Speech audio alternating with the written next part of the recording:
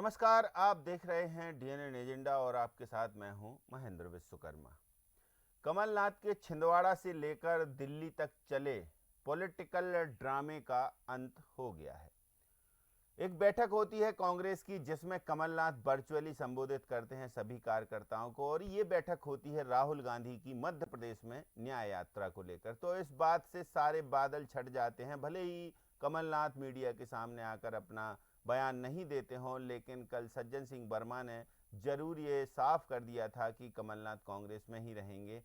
तो इस जो पॉलिटिकल पूरा का पूरा ये जो ड्रामा हुआ है, इस पूरे ड्रामे की पटकथा कहाँ से लिखी गई थी, जिस पटकथा का अंत हुआ है। लेकिन यहाँ पर एक बात और है कि भारतीय जनता पार्टी के प्रवक्ताओं ने सीधे आरोप लगाए हैं कि ये एक डील हुई है।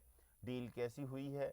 सशर्त कमलनाथ कांग्रेस में रुकने को तैयार हुए हैं, क्योंकि मध्य प्रदेश में लगातार हो रही अपनी उपेक्षा से कमलनाथ काफी नाराज थे, और इस नाराजगी की वजह भी बहुत सारी बातों के साथ बताई गई है। इसी बीच कांग्रेस के जो मीडिया प्रभारी हैं आशीष अग्रवाल, उन्होंने तो यहाँ तक कह दिया कि कांग्रेस में जो फूट है, जो गुट है, वो साफ नजर आते हैं, क्योंकि कमलनाथ की जाने की बात या चर्चा क्या छिड़ी भारतीय जनता पार्टी में, कमलनाथ पोस्टरों से भी गायब हो गए।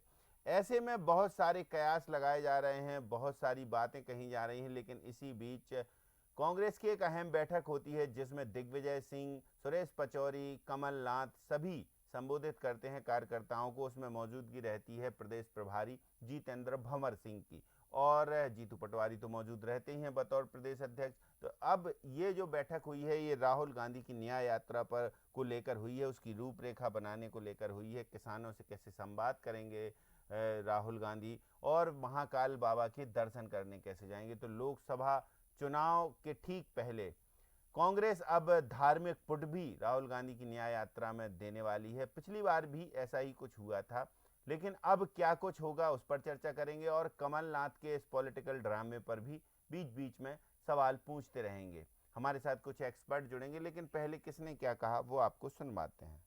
माननीय राहुल जी यहाँ पधार रहे हैं मध्य प्रदेश के अंदर। यहाँ की जनता उनका स्वागत करना चाहती है।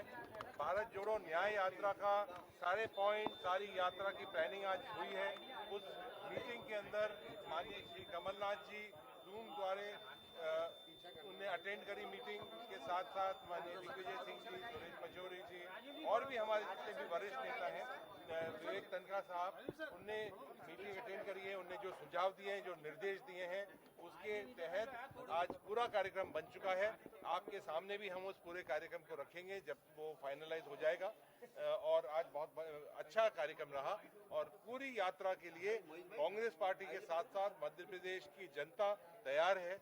और जिस तरह के पिछले 2 महीने की ये सरकार रही है, 2 महीने में ही इनकी उल्टी गिनती शुरू हो चुकी है। जो भी इनने वादे करे हैं वो वादे पर खरे नहीं उतर रहे हैं। जो भी स्कीमें इनने चलाई थी, चुनाव के अंदर जनता को लोभ लालच जो दिया था, वो बिल्कुल एक तरह से फेल हो चुका है। आज जो बेरोजगारी बढ़ रही है, खास तौर से यहाँ के हमारे सभी नेताओं ने बात रखी है कि चाहे पीएचसी के मामले हो, चाहे पटवारियों के मामले हो, नर्सिंग के हो, डॉक्टर साहिबान के हो, ट्राइबल के जो मामले हो, उन सब लोगों से माननीय राहुल गांधी जी भेंट करेंगे। भारत जोड़ो न्याय यात्रा का आज रिव्यू था।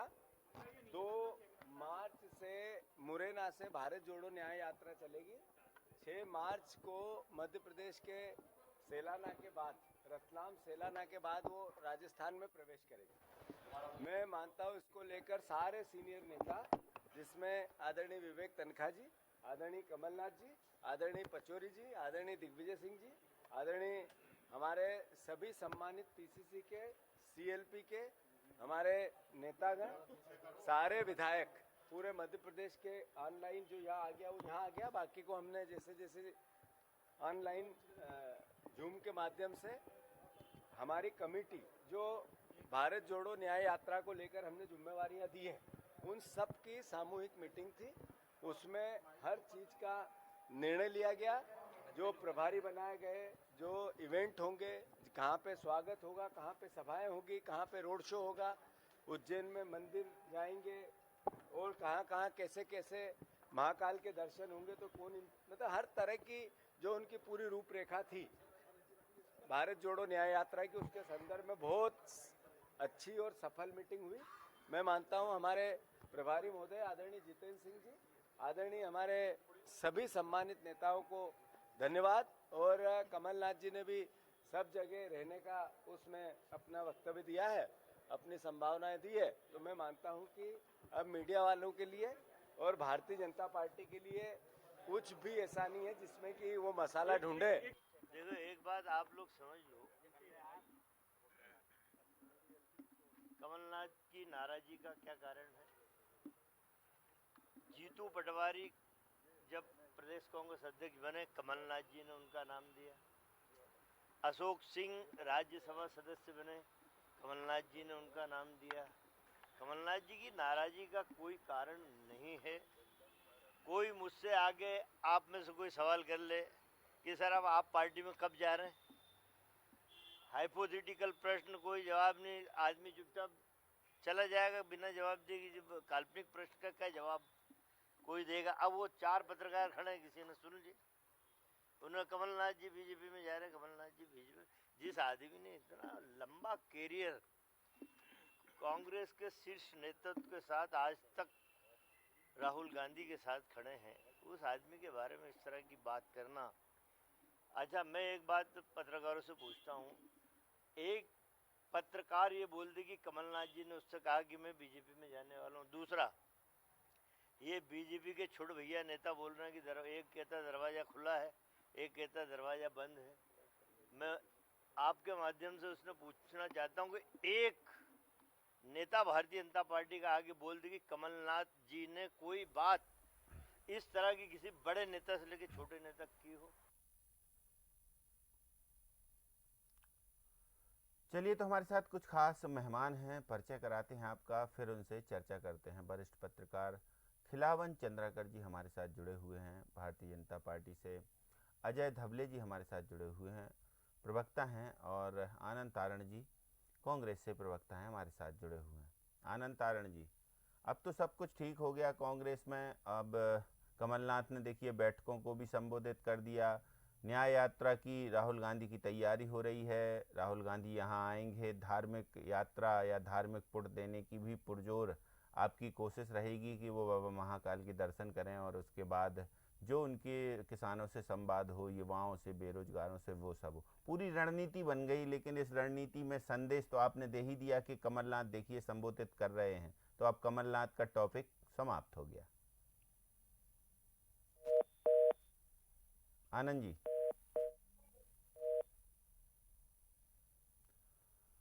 अजय धवले जी, आनंद जी से शायद संपर्क नहीं हो पा रहा है, या फिर पता नहीं सवाल सुन के वो क्यों फ़ोन काट दिया उन्होंने। तो आपसे जानेंगे कि अब जो कयास वो कह रहे हैं कि ये भारतीय जनता पार्टी की स्क्रिप्टिंग थी, और तमाम सारे आरोप लगा रहे हैं, कमलनाथ ने कभी कहा ही नहीं कि वो भारतीय जनता पार्टी में जाएंगे, तो फिर ये पूरा पॉलिटिकल ड्रामा क्यों हुआ? क्या कहेंगे इस पर, कोई कमेंट करेंगे आप? अजय धवले जी।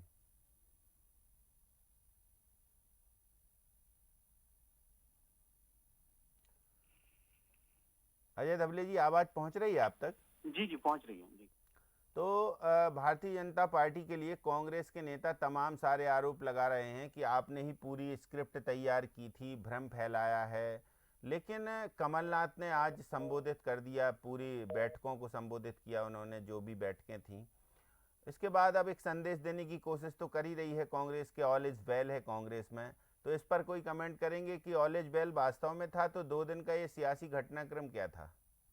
देखिए, आवश्यक रूप से मुझे ये लगता है कि अब ये घटना जो प्रासंगिक थी वो कमलनाथ जी की चुप्पी थी, उसकी वजह से इस विषय को बड़ा बनाया गया। और मुझे लगता कहीं ना कहीं इस पूरे घटनाक्रम पे कमलनाथ जी अगर आके अपना स्पष्टीकरण पहले ही दिन दे देते तो इस संदेह को या इन जो कयासों को बल मिल रहा था ये देने की आवश्यकता नहीं पड़ती। अब रही बात भारतीय जनता पार्टी पे ये आरोप लगा कर कि भारतीय जनता पार्टी ने इस विषय को आगे बढ़ाया, तो मुझे लगता है भारतीय जनता पार्टी को ना कमलनाथ जी के इस विषय को आगे बढ़ाने की आवश्यकता है, क्योंकि भारतीय जनता पार्टी के पास मध्य प्रदेश में एक पूर्ण बहुमत की सरकार है और अच्छे मैंडेट के साथ मिली हुई सरकार है। मध्य प्रदेश की जनता ने जनाकांक्षाओं का सम्मान करने वाली सरकार को 49% वोट शेयर के साथ में चुन के दिया है। 100 सीटें ऐसी हमारी जहां पे 51% से भी अधिक हमारा वोट शेयर मिला। तो मुझे नहीं लगता कि भारतीय जनता पार्टी को ऐसे कुछ खेल करने की आवश्यकता पड़ी थी। ये कांग्रेस का अंतर्गत द्वंद था जो आज मध्य प्रदेश के समक्ष आ गया है कि कहीं ना कहीं उनके यहाँ वरिष्ठों का जिस प्रकार से मान सम्मान अपमान की जो बात खुद कमलनाथ जी के जो क्लोजेस्ट मिनिस्टर रहे हैं पूर्ववर्ती सरकारों में, दीपक सक्सेना जी या सज्जन सिंह वर्मा, इन लोगों ने इन विषयों को रखा कि कमलनाथ जी का अपमान हुआ है। जिस प्रकार से उन्हें पीसीसी के अध्यक्ष पद से हटाया या फिर उसके बाद जिस प्रकार से नए अध्यक्ष के पदभार ग्रहण क्रम में उनकी अनुपस्थिति रही, फिर राज्यसभा के नॉमिनेशन के समय उनकी अनुपस्थिति रही, उसके पश्चात आप देखेंगे कि कांग्रेस की अनेकों बैठकों से उनकी अनुपस्थिति रही।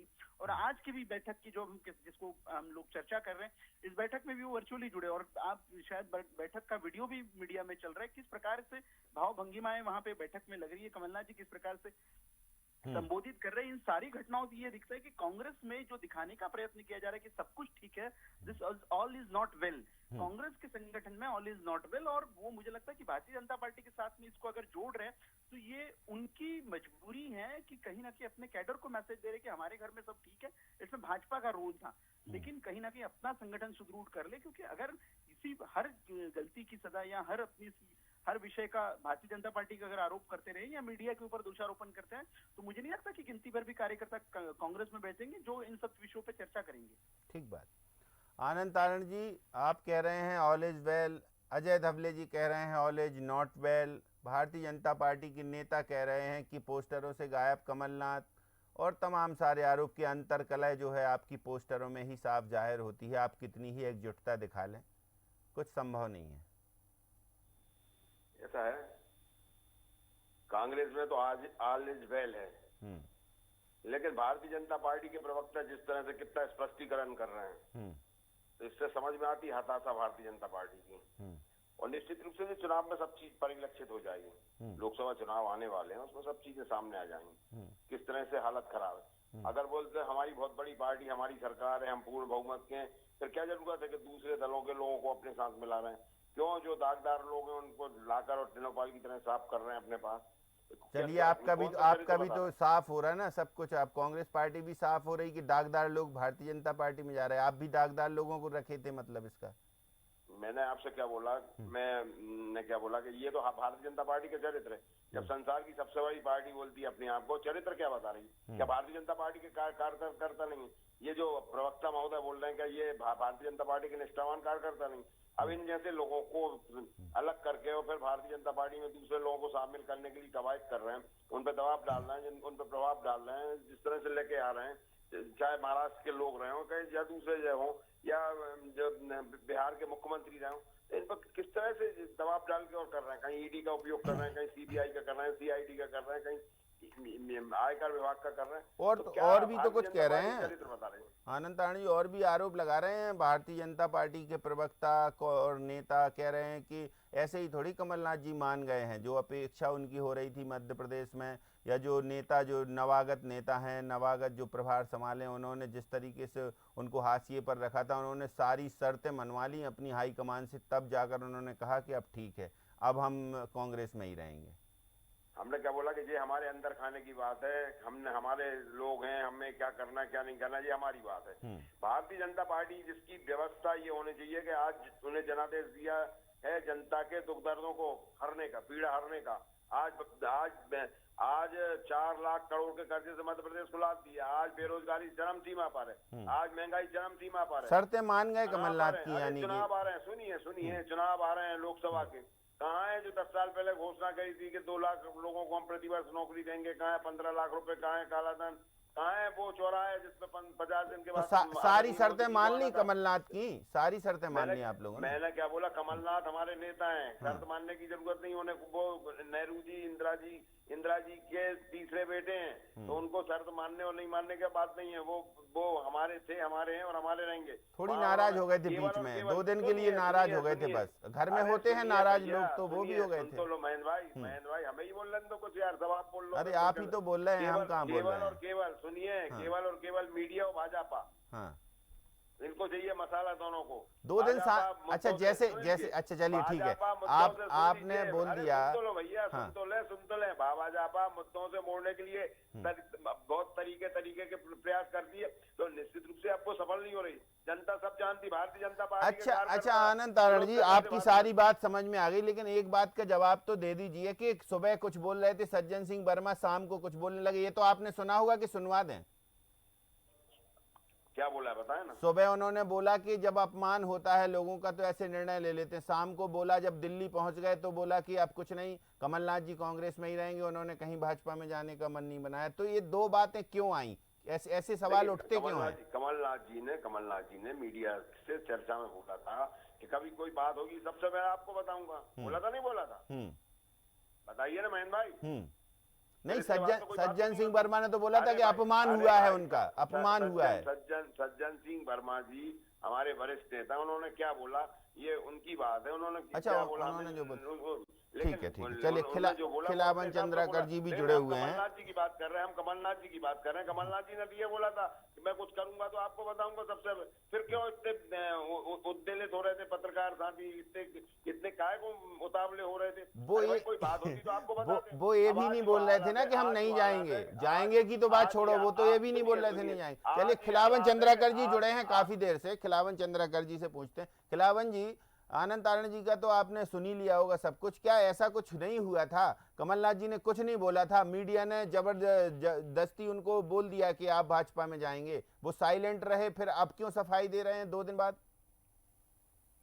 देखिए, मीडिया में महेंद्र जी, मीडिया में जो लगातार खबरें चलती रही वो मूलतः इसी कारण चलती रही कि कमलनाथ जी ने कभी इनकार नहीं किया। यदि पहले ही दिन वो इनकार कर दिए होते तो निश्चित रूप से जो है मीडिया कर्मी ये मान लेते कि कमलनाथ जी कहीं नहीं जा रहे हैं, हम कांग्रेस में ही रह रहे हैं। लेकिन जिस तरह से परिस्थितियां लगातार उत्पन्न हुई उससे तो यही संकेत मिल रहे थे कि कमलनाथ जी जाने वाले हैं। और जिस तरह से उन्होंने अपने छिंदवाड़ा में बैठक ली, अपने कार्यकर्ताओं की, विधायकों की, अपने समर्थक विधायकों की घर पे बैठक ली उन्होंने, उसके बाद वो तत्काल प्रभाव से अपने बेटे को लेके जिस तरह से दौरा रद्द करके, छिंदवाड़ा दौरा रद्द करके चले गए दिल्ली, ये सब बातें संकेत कर रही थी। देखिए, आग तो लगी हुई है, अब आग लगी हुई थी, उसको पानी डाल के भले ही बुझा दिया गया हो, तो मुझे लगता है कि अभी भी ऑल इज वेल नहीं है कांग्रेस में।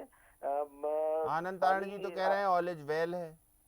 नहीं, मुझे लगता है कि आग तो बुझा दी गई है, लेकिन धुआं तो थोड़ा थोड़ा हल्की धुआं उठ रहा है अभी भी। आनंद तारण जी देखिए, खिलावन चंद्राकर जी कह रहे हैं धुआं उठ रहा है कि लगातार मुझे लगता है कि जिस तरह से अभी भी बात हो रही है, अभी भी इस बात से इनकार नहीं किया जा रहा है कि नकुलनाथ जी को लेकर के जो है भाजपा जो है किस तरह का रुख अपनाती है। नकुलनाथ जी को तो पलक पौड़े बिछा के वो लाने के लिए तैयार है यदि उनके साथ कुछ विधायक जाए तो। लेकिन मुझे लगता है कि कांग्रेस में अभी भी ऑल इज वेल नहीं है। और जिस तरह से जिन शर्तों पर जो शर्तें रखी गई थी या जिन शर्तों पर बातचीत हुई होगी कमलनाथ से पार्टी हाईकमान की, राहुल गांधी की, तो उन बातों को यदि भविष्य में उन पर पालन नहीं होता तो भी आक्रोश बढ़ेगा, तो भी मुझे लगता है असंतोष बढ़ेगा। और असंतोष ही मुख्य कारण होता है कोई भी दल छोड़ने का या कोई भी बड़े निर्णय लेने का। तो मुझे लगता है कि आने वाले दिनों में इस तरह की बातें और भी हो सकती है, क्योंकि मैं फिर कह रहा हूँ कि धुआं अभी उठता हुआ धुआं अभी पूरी तरह से विलुप्त नहीं हुई है। जब तक धुआं अब बताइए आनंद तारण जी, अब आप क्या कहेंगे? आप अभी तो धुआं मंत्रालय में उठ रहा है भैया, उसे तो भिजवा लो। चंद्राकर जी हमारे वरिष्ठ साथी हैं, हमारे वरिष्ठ पत्रकार हैं, मैं उनका सम्मान करता हूँ। उनका लंबा राजनीति पत्रकारिता का बहुत लंबा इतिहास रहा है, उसको हम सलाम करते हैं। लेकिन आदरणीय कमलनाथ जी कांग्रेस के वरिष्ठ नेता हैं। कमलनाथ जी ने क्या बोला था कि अगर कुछ होगा तो मैं बताऊंगा। कमलनाथ जी तो आज तक भी नहीं आए ना, कुछ होता तो वो बताते, कुछ नहीं है। कमलनाथ जी कांग्रेस में थे, हैं और रहेंगे। कांग्रेस के वो एक निष्ठावान कार्यकर्ता के रूप से काम कर रहे हैं, एक नेता के रूप में काम कर रहे हैं और एक अभिभाषक के रूप में काम कर रहे हैं। निश्चित रूप से भारतीय जनता पार्टी, लेकिन जो भारतीय जनता पार्टी ने अपना इस मामले में अपना चरित्र स्थापित किया, निश्चित रूप से बहुत सोच रही है। कोई जो अपने आप को बहुत बड़ी संसार की सबसे बड़ी पार्टी का दम भर रही थी, उसके साथ क्या असर हुआ उनकी सब भावनाओं का, किस तरह से उनके लोग बोल रहे थे कि हमारा स्वागत है।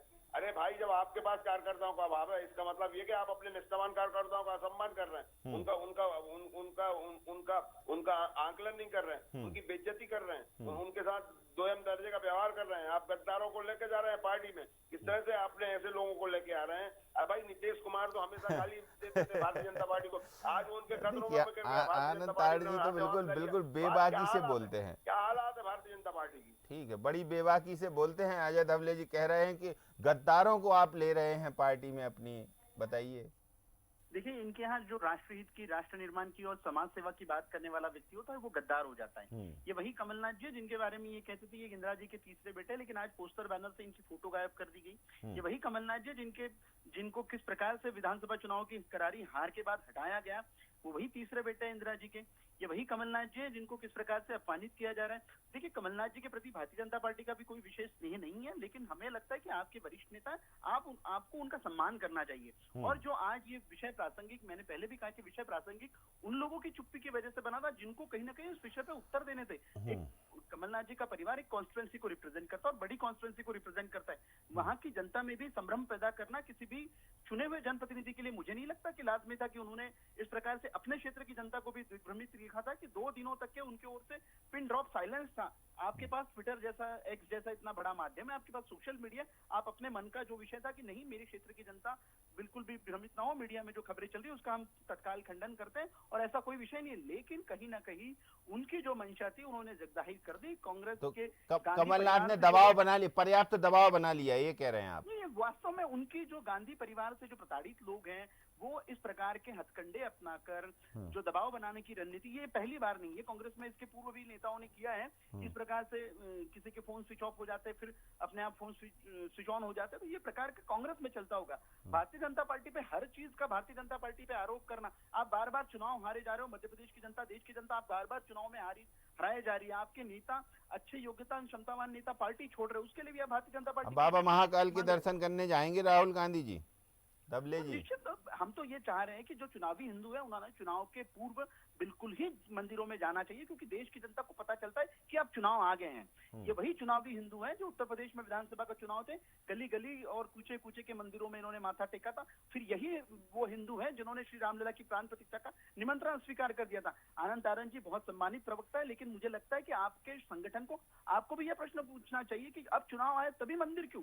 जब चुनाव नहीं था, रामलला के प्राण प्रतिष्ठा का इतना बड़ा अवसर था, आपको अवसर दिया गया था, निमंत्रण आया था, श्री रामलला की प्राण प्रतिष्ठा में जाना था, अपनी श्रद्धा भक्ति सब देश को दिखाना था, वहां किसने रोका था आपको?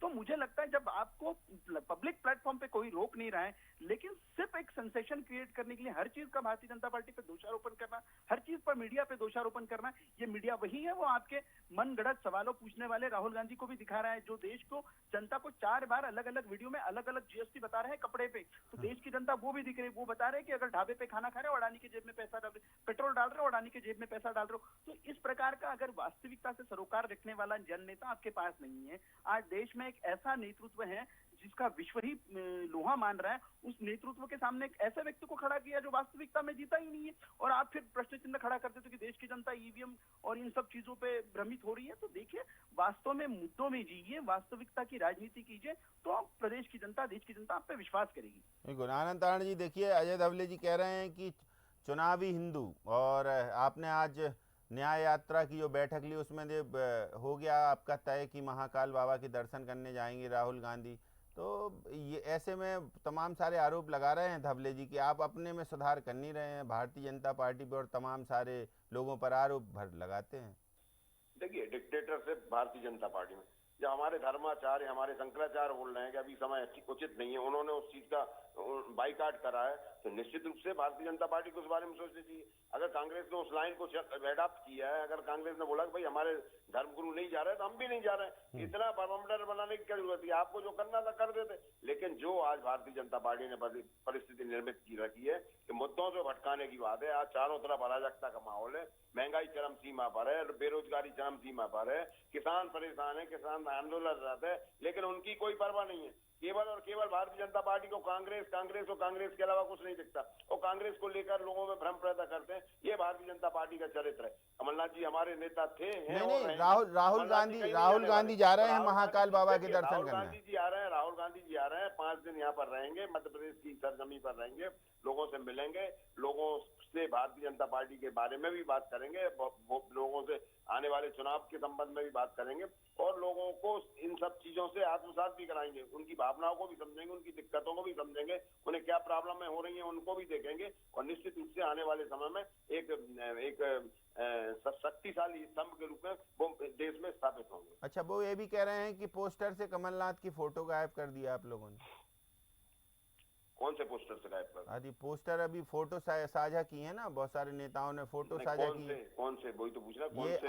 आप अभी जो प्रदर्शन कर रहे थे, कांग्रेस का पूरा प्रदर्शन हुआ था, प्रदेश अध्यक्ष थे, बाकी तमाम सारे नेता थे। ठीक है, समझ गया। सुन लीजिए महेंद्र भाई, जो हमारा पोस्टर बना था वो एक पोस्टर बना था, पोस्टर छोटा था, उसमें हमारे वरिष्ठ नेताओं के नाम थे, राहुल गांधी का और अध्यक्ष जीतू पटवारी का नाम था, उसमें मध्य प्रदेश के जो नेता थे उनके नाम नहीं थे, किसी का भी नहीं था उसमें, कमलनाथ जी अकेला नहीं, दिग्विजय सिंह जी का भी नहीं था, पचौरी जी का भी नहीं था, अजय राहुल भैया का भी नहीं था। तो उसको इतना बड़ा बवंडर बनाने की ये इसलिए मैं मीडिया की बात करता हूँ कि मीडिया ट्विटर पर पोस्ट कर रहे हैं भारतीय जनता पार्टी के नेता, आप बिल्कुल मीडिया पर आमादा हो बोलने को।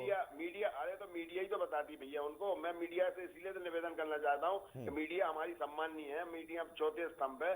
मैं उनसे करबद्ध हाथ जोड़कर निवेदन करना चाहता हूँ कि देश की यथा स्थिति को बताएं, प्रदेश की यथा स्थिति को बताएं, जो महंगाई से हम लोग जूझ रहे हैं, जो लोग परेशान हो रहे हैं उनकी बात करें, बेरोजगारी की बात करें, महिलाओं का सम्मान हो रहा है उसकी बात करें, किसानों के साथ जो अन्याय हो रहा है उसकी बात करें, आंदोलनरत किसान है किस तरह से कांटे लगाए जा रहे हैं उनके बीच में, वो हमारे अन्नदाता है। हाँ, आज हम अपने देश के अन्नदाताओं के साथ नहीं कर रही है मीडिया, इनकी बात नहीं कर रही है। सुनिए, हम विश्वगुरु बन रहे हैं, इससे ज्यादा शर्मनाक बात क्या हो सकती है कि हम अपने लोगों की बात नहीं कर सकते, हम मणिपुर की बात नहीं कर सकते, मणिपुर आज जल रहा है उसकी हम बात नहीं करेंगे, हम उन सब बातों को नहीं करेंगे जो हमारे देश में विद्यमान है, जो समस्या है। अब कमलनाथ आपकी पार्टी से भागने की कोशिश करेंगे तो उस पर बात तो करेंगे। नहीं, हमारी पार्टी, देखिए एक बात बताएं महेंद्र भाई, एक बात सुन लीजिए। अब छिंदवाड़ा से वो सीधे आपको बता के गए थे, कोई प्रोग्राम था क्या कमलनाथ का? आप बताइए। अच्छा, आप बताइए भैया, सुन तो लीजिए महेंद्र भैया, इतने विचलित मत हो। नहीं, विचलित नहीं, आप सिर्फ और सिर्फ टारगेट करे हैं कि मीडिया बताती। मीडिया क्यों बताती भाई? पोस्टर वो साझा कर रहे हैं आपके। अरे हुजूर, सुन तो लो भैया, मीडिया से कमलनाथ जी ने कितने साफ बोला था, आपने भी देखा, मैंने भी देखा कि भाई अभी कोई बात नहीं है, कुछ होगा तो मैं आपको सबसे पहले बताऊंगा। इतने उत्तेजित क्यों हुए हम? और सबसे बड़ी बात हाँ ठीक है, लेकिन आपके जब आपके पूरे विधायक, आपके जो कमलनाथ समर्थक विधायक अपनी पोर्टफोलियो से, एक्स से कांग्रेस शब्द हटा लेते हैं तो सवाल नहीं उठेगा। सज्जन वर्मा कहेंगे कमलनाथ बहुत प्रताड़ित हैं, अपमानित होता है जब ऐसे निर्णय लेता, और मैं कमलनाथ के साथ हूं, तो सवाल नहीं उठेंगे। मतलब इन सब मामलों में सवाल ना उठाए जाएं, बाकी जो आप कहें वही उठाए जाए। चलिए खिलावन चंद्राकर जी से पूछते हैं। खिलावन जी, आनंद तारण जी जो कह रहे हैं वो सही है, या फिर आनंद तारण जी भी उसी ट्रैक पर हैं जो बेबाकी से अपनी बात रखते हैं, लेकिन ट्रैक पर उसी हैं कि नहीं, आप तो जो हम कहें वही सही है? देखिए, आनंद तारण जी कांग्रेस के प्रवक्ता की भूमिका में है और उनकी व्यक्तिगत जिम्मेदारी भी बनती है, और लगातार मैं उनको सुनता रहा हूँ। हर मंच पे वो कांग्रेस की बात रखते हैं, कांग्रेस की मजबूती के लिए बात कर रखते हैं, तो उनका कर्तव्य है वो। लेकिन मुझे लगता है कि बार बार हर मुद्दे पर मीडिया के ऊपर उंगली उठाना, मुझे लगता है कि आजकल शगल बन गया है दोनों ही दलों का, भाजपा का भी कांग्रेस का। भाई, यदि आग नहीं लगी थी और भाजपा वाले यदि चुप थे तो भाजपा वालों को कहना ही क्यों था कि हमारे दरवाजे बंद हैं, हमारे दरवाजे खुले हैं? और वहाँ के सिख नेता बार बार क्यों कह रहे थे कि सिख दंगों के दोषी इसलिए न लिया जाए? पार्टी हाईकमान से उनकी तक अपनी बात पहुंचा रहे थे। आखिर कुछ ना कुछ तो ऐसा लंबा हुआ था, इसलिए ये सब बातें हुई। लेकिन मुझे लगता है कि आज जिस तरह से भारत जोड़ो न्याय यात्रा को लेकर के बैठक हुई कांग्रेस की, और उसमें जिस तरह से जूम के माध्यम से वर्चुअल रूप से जुड़े हैं कमलनाथ, तो कुल मिला के मुझे लगता है कि अब जो है बहुत ज्यादा कहने सुनने की बात बाकी नहीं, लेकिन जब कमलनाथ जी मध्य प्रदेश आएंगे, छिंदवाड़ा जाएंगे, भोपाल आएंगे, लोगों से बातचीत होगी उनकी और बहुत सारे मुद्दों पर बातचीत होगी, उनकी क्रियाकलापों को, गतिविधियों को देखेंगे, सुनेंगे, तभी पूरी तरह के से कह सकते हैं कि हम कि अब जो है इस पूरे चर्चा पर विराम लग गया। अभी मुझे लगता है कि यह कहना कि इसमें विराम लग गया है उचित नहीं होगा, क्योंकि बहुत सारी परिस्थितियां हैं। एक तो 28 से 29 करना है मध्य प्रदेश में भाजपा को, तो 29वां सीट छिंदवाड़ा है और छिंदवाड़ा के लिए पूरे जतन किए जा रहे, जितने तरह के जतन हो सकते हैं भाजपा करेगी और अभी भी कर रही है, आने वाले दिनों में भी करेगी। उसके लिए कुछ भी कदम, कैसे भी कदम उठाया जा सकता है। तो मुझे लगता है कि कुल मिलाकर के बहुत ज्यादा अभी से सब कुछ वेल अप टू डेट मान ले या ऑल इज वेल मान ले, तो मुझे लगता है कि आनंद जी को इस पर गंभीरता से सोचना पड़ेगा। मुझे लगता है नहीं सोचते हैं वो, गंभीरता से सोचते हैं, वो अपनी बात रखते हैं बेबाकी से, हर मुद्दे पर वो बैठते हैं। आजाद हबले जी कुछ कहेंगे, एक छोटा सा कमेंट।